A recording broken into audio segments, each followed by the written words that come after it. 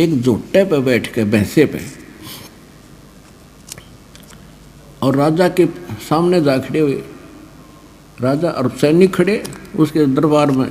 Residence अलग होता है राजा का और कार्यालय अलग था। कार्यालय में पहुंच गए, वहाँ तो आम जनता जा सका अपनी फरियाद करने के लिए। अब जोटे पर बैठे परमात्मा, राजा बोला भाई यूँ कैसे आ गया जोटे समेत? बोला जी पूछे। कहाँ भी क्या बात है? कि अभी मैं राजा से मिलना चाहता हूँ और राजा को ये बताना चाहता हूँ भगवान कौन है। तो राजा को पता चला, कहा कि बुलाओ भाई। जोटे समेत भैंसे समेत आ गए परमात्मा और नीचे उतर गए। हाँ, ऊपर बैठे थे। तो राजा ने कहा कि भाई कैसे आए? कि आपके प्रश्नों का उत्तर देने आया हूँ। आपने साधु संतों को बुला रखा है कि भगवान बताओ कैसा कौन है, कि बताओ कौन है। कि जोटे पूछ ले, भैंसाराम बता भगवान कौन है। जब भैंसा बोलता है अब्राहम, ये मेरे ऊपर बैठा है खुदा है, अल्लाहु अकबर है, ये भगवान है। यूँ कह कर अंतर ध्यान हो गए दोनों।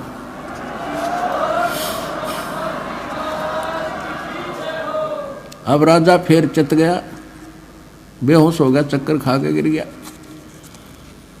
फिर मौलवी बुलाए, उन्होंने बाईं बाजू पर तवीज बांध दिया दूसरे ने। अब कुछ नहीं होगा।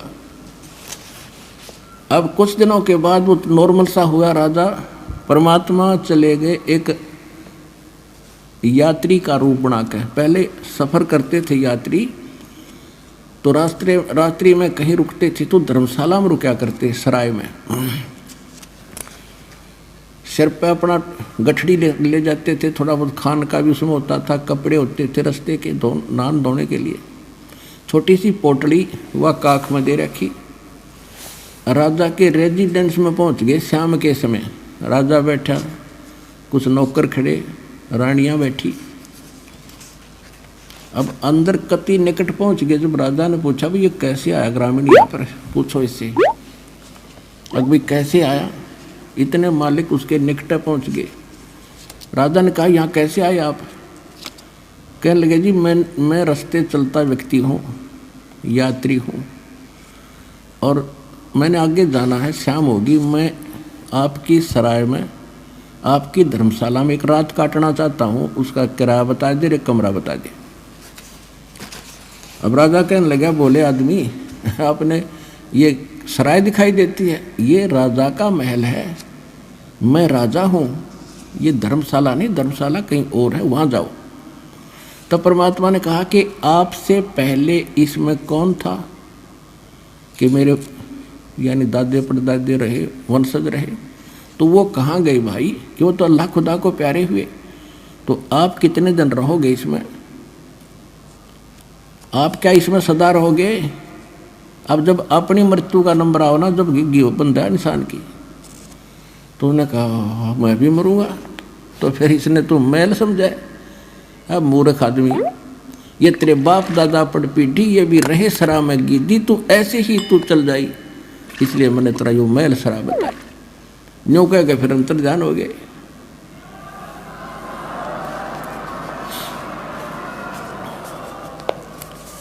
अब वो फिर चक्कर खा गया, दूसरी बाजू का बंधवा दिया तबीज मौलविया से, अकब ठीक रहेगा। अब कुछ दिन बाद राजा नॉर्मल सा हुआ, वह माया की भांग फिर चढ़ने लगी। इतने फिर पहुंच गए। राजा का एक 9 लखा बाग था, जिसके अंदर बहुत लंबा क्षेत्र होता है और 9 लाख टाइप के बढ़िया बढ़िया उसके पेड़ पौधे और फूल लगाए जाते हैं। उसमें दिन में विश्राम करता था 2-4 घंटे, और वहाँ बांदियों की ड्यूटी लगाई जाती थी। नौकरानी उनकी वो बेड को सेट करके आते थे, बिछाते थे झाड़ जोड़ कर, और आसपास फूल के गुलदस्ते लगाया करते थे। और बांदियों की ड्रेस अलग होती है, जैसे नौकरों की, पियोनों की खाकी ड्रेस होती है, ऐसे होती थी। एक दिन परमात्मा स्वयं गए दासी रूप बना के, बांदी रूप बना के, और अब्राहिम सुल्तान की वह बाग में सेज यानी बेड लगाया, चारों तरफ गुलदस्ते लगा के और लेट गए, उस समय स्वयं सो गए। अब राजा गया, उसने माथा ठनका कि रानी का एक बांदी की हिम्मत और मेरी बेड पे सोने की, इसका दिमाग खराब हो गया। एक हंटर होता था, हंटर रखते थे कोड़ा, अगर घोड़े का मार दे तो घोड़ा गिर जाए, इतना तगड़ा आदमी था वो। इब्राहिम सुल्तान इतना ताकतवर आदमी था। और परमात्मा के लेटे लेटे का उसने गुस्से में आकर पट्टाए पट 3 मारे, और तीनों के न्यारे न्यारे निशान शरीर पर हो गए परमात्मा की देही पे। अब फिर खड़े हुए मालिक बांदी रूप में, एक बार तो थोड़ा सा आए मर गया, ऐसे मर गई नो कहा, और फिर खड़ा होगा जब देखा वो तो लीला करे थे, और हंसते हंसते लोटपोट हो गए हंसे। अब राजा की समस्या आधे से ज़्यादा तो वहाँ समाधान हो गया कि ये कोई बात और है। इस कोड़ा के लगने के बाद औरत हंसे, उसने बाजू पकड़ ली परमात्मा की, कहने लगा बांदी तू हंसी क्यों करे, किस लिए हंस रही है तू?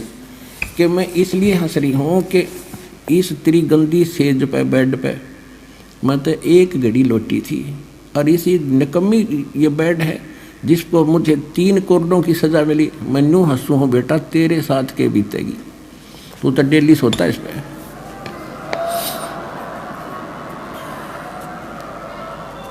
मैं ये हंस रही हूँ कि तेरा क्या हाल होगा, तेरी उस दीन अवस्था को देख रही हूँ मैं। इतना कह के अंतर्ध्यान हो गया, हाथ छुटा गए। 2 घंटे बेहोश रहा राजा, 2 घंटे। अब उसके बाद काफ़ी दिन के बाद क्या सोचा, रानियों ने सोचा, मंत्रियों ने सब सलाह करी कि इसको हम बाहर ले जाते हैं जंगल में, हफ्ते 10 दिन के लिए बाहर रहेंगे, शिकार करेंगे, इसका मन सेट हो जाएगा, काम काज में लग जाएगा। ये तो उदास रहने लगे, कहीं घर ना त्याग दे। इस चक्कर में रानी भी दृढ़ होगी और मंत्री भी चौकस हो गए, जंगल में ले गए। जंगल में ले गए, वहां जाकर पड़ाव ला दिया, और सुबह से लेकर दोपहर होगी शिकार करने के लिए गए थे सैनिक भी उसके साथ, और वो भी राजा भी। कोई भी जानवर नहीं मिला। तो दोपहर के आसपास उसको एक मृग दिखाई दिया आता हुआ। राजा ने सभी सैनिकों से बोल दिया कि जिसके पास से ये मृग चला गया उसकी खैर नहीं है, क्योंकि राजा बगैर शिकार किए वापस आओ तो अपनी बेइज्जती मान्या करें। तो परमात्मा ने ऐसा दया करी, वो तो लीला थी, वो मृग उस राजा के घोड़े के नीचे के निकल गया। राजा शर्मिंदा होकर उसके पीछे भाग लिया कि इसको मैं ही पकड़ूंगा। इतनी दूर चला गया, वहां जाके टेढ़ा होकर अंतर्ध्यान हो गया, और बहुत दूर चला गया।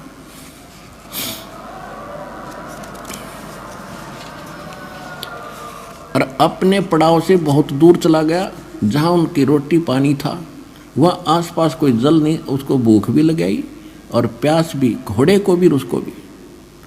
ऐसी स्थिति आ गई उस राजा की और घोड़े की, अगर 10 मिनट 20 मिनट जल ना मिले तो दोनों मरे। अब जब यह आत्मा इस स्थिति में आती है ना, राजा था जब तक ऊपरले मनते अल्लाहू अकबर करे था, जब आत्मा से पुकारा जैसे मरते हुए भगवान याद करते, अल्लाह अकबर तो यही है, अल्लाह कबीर, सबका मालिक, सबका बाप और सबका जो रहमत वाला। पहुँचूंगा क्षण एक में जन अपने के हेत। जब उसने ऐसा करा कि सचमुच ही ये मरेंगे दोनों, परमात्मा ने थोड़ी सी दूरी पे एक सुंदर बगीचा बनाया जिसमें फल फ्रूट, सेब, संतरे, काजू और खूब लदपद कर दिए। एक सुंदर सरोवर बनाया जल, और उसमें एक झोंपड़ी रच दी जैसे साधु घने दिनों तो रह रहा हो, और उसके 3 कुत्ते बेलों से बांध रखे, खूटे गाड़ के।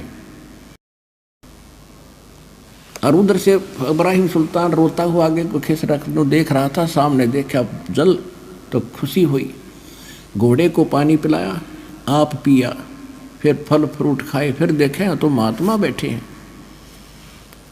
उसने वहाँ पर जब छक लिया ना, पेट भर गया, जान बच गई, फिर बकवाद भावें। उसने सोचा कि बाबा जी 3 कुत्ते ले रहा है, बढ़िया है तो एली सेशन से, और इनमें से 2 ले चलता हूँ। क्या करेगा बाबा यहाँ पर? अब परमात्मा के पास आकर कहने लगे कि जिंदा इन 3 कुत्तों का क्या करेगा तू? परमात्मा बोले बैठ जा, बताऊंगा। वो बैठ गया और उनके सामने काजू किशमिश के हलवे बना के और पत्तों पर रख के और उनसे इतनी दूर पर रख रखे, वो कोशिश कर रहे बेलों समेत वहाँ तक मुंह पहुँचाने का, पंजे पहुँचाने के, पहुँच नहीं रहे और भूखे मरे।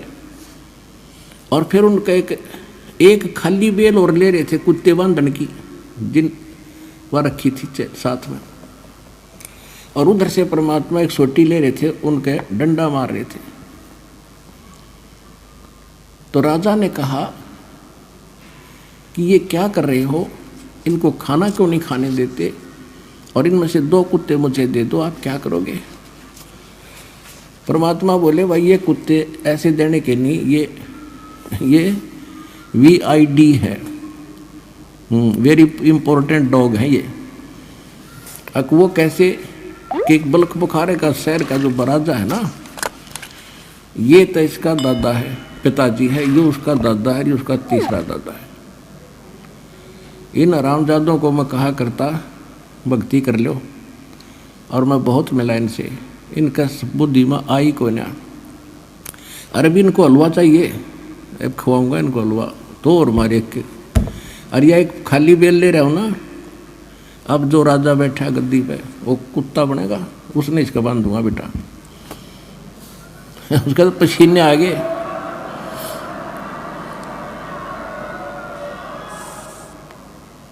ओए होए होए, अब चरणों में गिर गया, अरे मर गया कति, ये तो नाश होगा। देख बाबा, दादा बाबा सारे बंदे बैठे, चरणों में गिर गया, रो बुरी तरह, बख्श दो बाबा, बख्श दो महाराज, बख्श दो मुझे। थोड़ी देर के बाद रो रहा के उठा, वहाँ कुछ भी कोई नहीं, कॉलर में पड़ा कती रेत में, ना वहाँ बगीचा, ना बाबा जी, ना कुत्ते, ना जल, ना सरोवर, कुछ भी नहीं। और घोड़े के पैर गिल्ले, पेट भर रहा, सपना के ऊपर माने। अब रुकना था 10 दिन, उससे दिन वापस हो लिया। सारे लंकर बोलिया नहीं था, उसका मुंह बंद हो गया।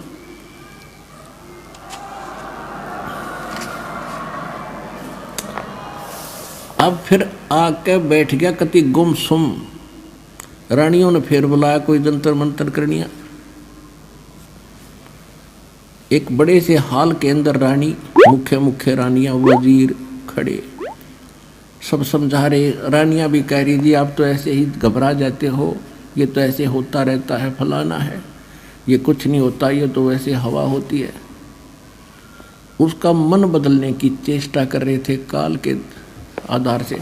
इतने में कुत्ता आया, उसके सिर में कीड़े पड़े हुए थे, और आके अब्राहिम सुल्तान के सामने खड़ा होगा कि अब्राहिम सुन ले कान खोल के। कुत्ता बोला, और सब देखने लगे क्या हो गया भाई, कुत्ता बोला। कहने लगे मैं फलाने देश का राजा था, नगरी का, याद है तेरे, और मेरा ऐसे ऐसे उनके साथ युद्ध हुआ था, मैंने इतने जीव मारे थे, और अब जितने वो सैनिक मैंने मारे और मरवाए थे, ये देख यो मिला मेरे को। तेरे पर तो मेहर हो रही है भगवान की, कुछ सोच ले। नो कहकर खेल दे ही गया, बाज गया कुत्ता, अंतर ध्यान हुआ। अब वो बोले, राजा बोला कि तुम तो नो को थे कि आप वैसे ही करे हो, तेरे सामने हो रहा है। तो उन सबको बाहर निकाल दिया, गेट आउट, अंदर से कुंडी ला दी। रात के समय महल के पीछे से रस्सा बांध के सब कुछ त्याग के और काला मुंह कर लिया, एक साल लपेट लिया, ऐसे अल्फी ला ली, गांठ मारकर चल पड़ा। रात ने 15-20 किलोमीटर खींच दी। अब भूख लगी भगत ने, क्योंकि राजा था, पैदल तक चलना नहीं था, गजब की भूख लगी। आगे मालिक ने के रचना रची। एक मालन बेर बेच रही थी रास्ते में, अपने बाग के बाहर सामने बैठ के। तो राजा ने कहा कि मालन बेर दे दे। मालन बोली भाई 1 आने का शेर दूंगी। बोला ठीक है 1 शेर तोल दे। उसने शेर तोल दिया, खिला पैसे। अगमाई पैसे तो है नहीं मेरे पास। ये जूती, एक जूती, इतना रिच मैन था वो, एक जूती 1.25 लाख रुपए की, आज की उस समय की कीमत 1.25 लाख रुपए, हीरे पन्ने जो जड़ रखे उसके। ने बोला ये जूती ले ले, चाहे दोनों ले ले और शेर बेर दे दे। ने बोली देख ले भाई, या ताना दे देना, जूती धर दे। दोनों रख दी जूते, और भूखा मरता क्या नहीं करता। अब कहते हैं ये जब तक बकवास भावा, जब तक इसका पेट समय पर भर जा। यहाँ एक उदाहरण देते हैं, गरीबदास साहिब जी बताते हैं कि एक समय इतना अकाल गिर गया भारतवर्ष में कि हाहाकार मच गई, और राजा लोगों को भी रोटी तक नहीं मिली, मांगते फिरा करते। कहते हैं शहजादे मांगत फिरे वो दिल्ली के उमराव, और जिन रोटी पाई नहीं जो खाते नान पुलाव। तो जब समस्या आती है जीव पर, जब अकल ठिकाना हो इसकी, तो कहने लगा ठीक आप ये रख लो और मुझे बेर दे दो। अब क्या किया, जो बेर तोलन लग गई वह मालन, 1 बेर जमीन पर गिर गया और शेष गाल दिया उसकी जोड़ी में। अब्राहिम कहे, अब उस 1 बेर के ऊपर मालन तो कहे मेरा, उसने हाथ गाला, और अब्राहिम कहे मेरा। वो दोनों उस बेर पर लड़े। अब वहाँ परमात्मा अंतर्जान वो एकदम अपने रूप में आए और उसका एक दिरा थप्पड़ ने बोला गधे तू के रात छोड़ के आया। 1 बेर पर लड़ा, 2.5 लाख की जूती घेर दी, हर 1 बेर पर जूता खाग छोटा तेरे राज खेचा तान मन में न्यू की न्यू है, जा मेरे वापस अपने घर में रह ले। कान पकड़ लिए।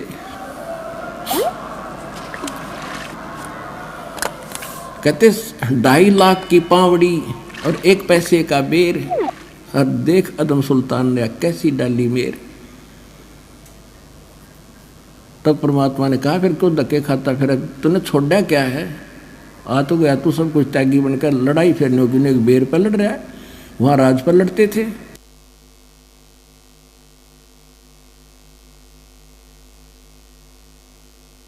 फिर उसने कान पकड़ लिए। परमात्मा बोले भाई देख बात सुन, अब मैं तुझे उससे नारा करना चाहता था जिस अड़ंगे में, जिस दलदल में तू फंसा पड़ा था। ज्ञान समझाया खूब बुरी तरह कई दिन, और फिर कहा बेटा इब जा बेशक इब राज भी कर ले, पर नेक नीति से करना, आत्मा मत दुखाना, और भक्ति भी कर ले। वो बोला नहीं, यह आज्ञा ना दो दाता, नरक से मुश्किल से निकल के आया हूँ, अब भक्ति नहीं हो पाएगी। आज इसी स्थिति है, बच्चे सैने हो रहे, अपने आप संभालेंगे। तो इस प्रकार उस अब्राहिम सुल्तान अदम को परमात्मा ने उस दलदल से निकाला। हम मांग गए या दलदल के गणा दंडे दाता, 2 कोठी बनवा दे भी दाता।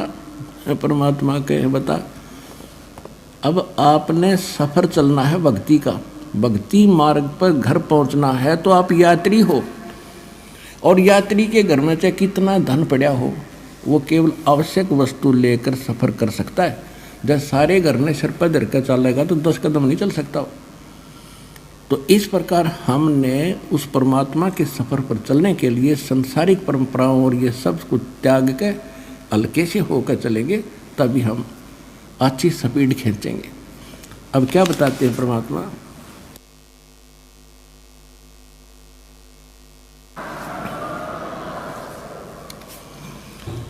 अब परमात्मा गरीबदास साहिब जी को बता रहे हैं, हम कारवान हो आए, मैलों पे ऊंट बताए, बोले बादशाह सुल्ताना, तुम रहते कहाँ दीवाना, दूज का सिद्ध गवन किया रे, वो डेरा महल सरा लिया रे। दूजे कासिद यानी यात्री बनकर गए। और राजा के महल को, डेरे को मैंने सरा बताया।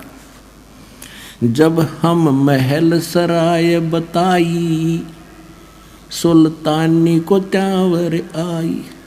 चक्कर काट गया, सिर घूम गया उसका। जब राजा को मैंने ये बताया कि ये तेरे बाप दादा पड़ पीढ़ी ये भी रहे इसी सरा में गिद्दी, ऐसे ही तू उठ चली जाई, इसलिए मैंने तेरी ये शहर, तेरी महल सरा बताई।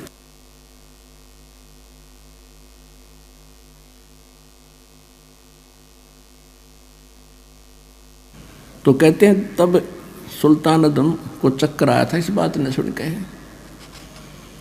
पुण्यात्माओं, पिछले पुनकर्मी प्राणियों का ये बात जल्दी असर करती है। अब आपसे पुनकर्मी प्राणी, आपने थोड़ा सा ज्ञान सुना और खिंच का आ गए, तो ऐसे इसके साथ बन रहा था कि सचमुच यह बात तो सारी सच्ची जुल्म हो गया, तो सब चले जाते।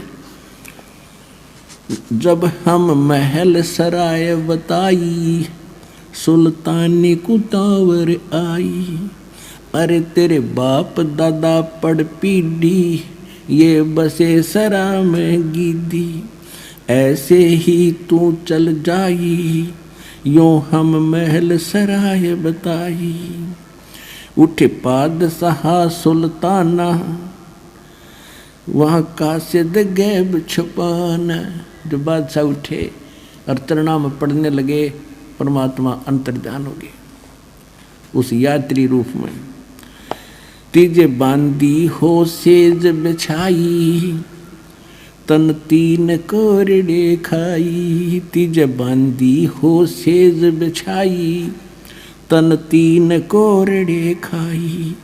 तब आया अनहद हासा, सुल्तानी गहे खवासा। मैं एक घड़ी से जा सोई, तात मेरा ये हाल होई। जो सोव दिवस और राता, उनका के हाल विधाता। अब परमात्मा ने जब बांदी रूप में सो रहे थे, उसने कोरडे मारे 3 कर तन पे, तो परमात्मा ने कहा था मैं एक घड़ी से जा सोई था तो मेरा ये हाल हुई, और जो सोव दिवस और राता, उनका के हाल विधाता। मैं यूं हंस रही हूं।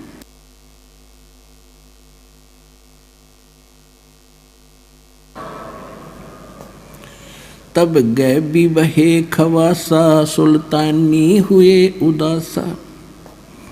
यो कौन छलावा भाई, या का कुछ भेद न पाई। चौथे जोगी हम भय जिंदा, जिंदा महात्मा बनकर हम जंगल में बैठे। चौथे जोगी भये हम जिंदा, दिन 3 कुत्ते गलफंदा। दिनी हम सांकल डारी, सुल्तानी चले बागबाड़ी।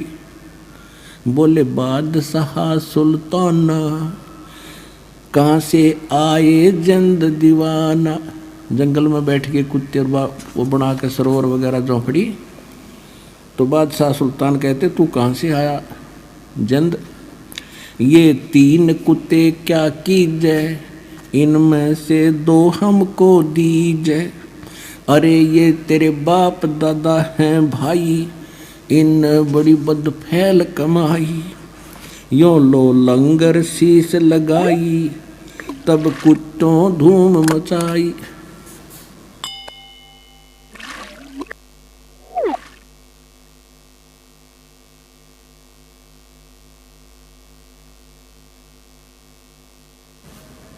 अरे तेरे बाप दादा हैं भाई, इन्हें भी बड़ी बदफैल कमाई।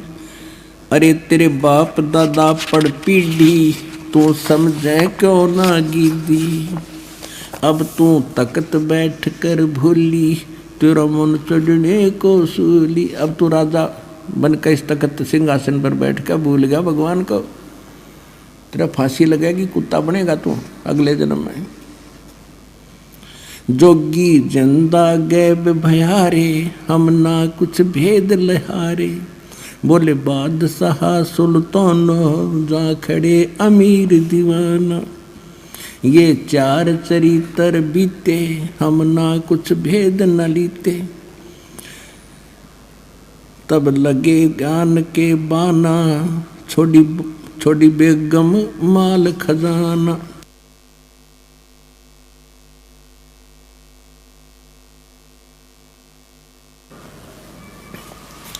अब जगत और भगत के अंतर कितना अंतर होता है। जब अब्राहिम सुल्तान अदम परमात्मा से दीक्षा,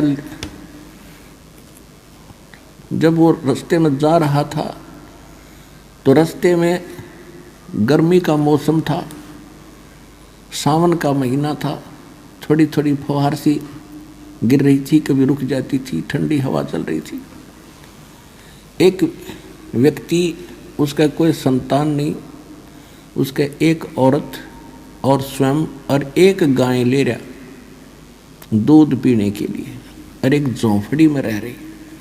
अब्राहिम सुल्तान रात्रि के समय उनकी झोंपड़ी की आड़ में हवा से बचने के लिए बैठ गया, और वो उठ कर बतलाने लगे आपस में कि बड़ी बढ़िया वर्षा कर दी खुदा ने, बढ़िया चारा होएगा और गाय खूब दूध दिया करेगी। उसकी पत्नी कह रही थी। तो वो क्या कहता है कि अपनी तो ऐसे ठाठ हो गए, इस बल्ख शहर के अब्राहिम सुल्तान अदम के भी कोई ना होंगे यानी, और वो पीछे सोना बैठा बैठा।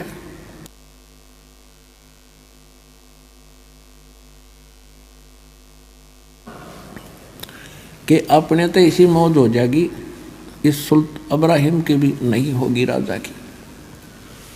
अब उसने यह बात सुनी तो देखो भगत का तो मन में आती है कि देख इसके के भूल पड़ रही है भोले आदमी का। एक औरत एक गऊ है ढांडी, अपनी देसी भाषा में हमारे यहाँ ढांडी कहते हैं गाय को, और औरत को रंडी कहते हैं। गरीबदास जी ने तो लैंग्वेज बोली है अपनी देसी कति खड़ी भी बोल रखी है बहुत सालों पर। अब उसने उठकर देखा कि ला इसको थोड़ा ज्ञान समझा दूं। वहाँ जाकर उन्होंने वालेकुम सलाम करी। उन्होंने उत्तर दिया कि भाई कौन है तू। उसने कहा कि आप क्या बोल रहे थे, अभी मैं यहाँ बैठा था आपके पीछे।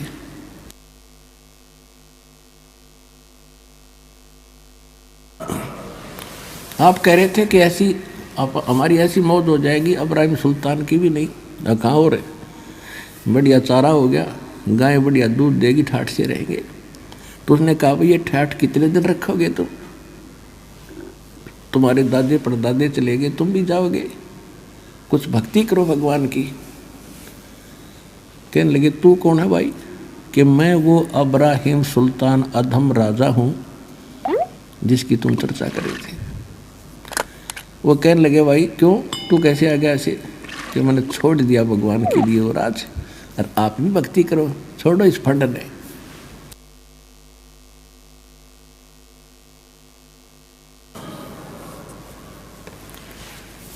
इसको छोड़ दो, तुम भक्ति कर लो। ने बोला चल अपना काम कर, या तो तू वो अब्राहिम सुल्तान नहीं, और जैते अब्राहिम सुल्तान नहीं तो तेरे जैसा मूर्ख नहीं। इसी बढ़िया चीज छोड़ के आ गया तू। अब वो फिर अपनी किस्मत को सराहता है वहाँ मालिक के ज्ञान को आधार बना के कि रांडी ढांडी नात दे।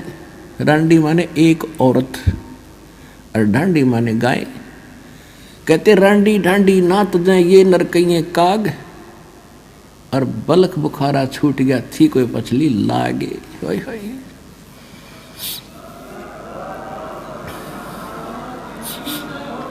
पिछली लाग माने कोई पिछले गजब के संस्कार थे दाता। एक जीव पे यूं ना छूटता, इसने ठाठ मान रहा, कल गधा बनकर कुत्ता बनकर घूम गए मूर्ख।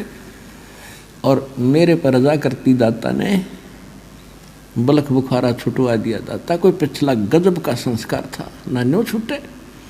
तो आप वो आत्मा पुण्यात्मा हो, आपकी कोई पिछली लाग है, यहाँ आना कोई हंसी खेल नहीं है। अब इस रजा को बना के रखना, तुम्हारा कल्याण होगा।